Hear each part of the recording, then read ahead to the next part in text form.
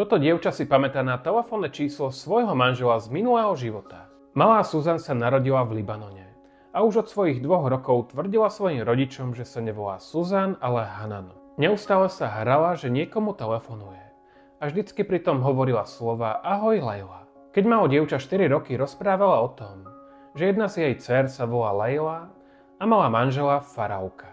Na papier si zapisovala nejaké telefónne číslo a recitovala pritom báseň, ktorú sa nikdy nenaučila. Po týchto udalostiach rodičia oslovili odborníka na minulé životy doktora Stevensona a ten vypočul dievča a celú jej rodinu. Podarilo sa vypátrať jej rodinu z minulého života a zorganizovali spoločné stretnutie. Rodina nechcela veriť, že by to bola zosnulá Hanan.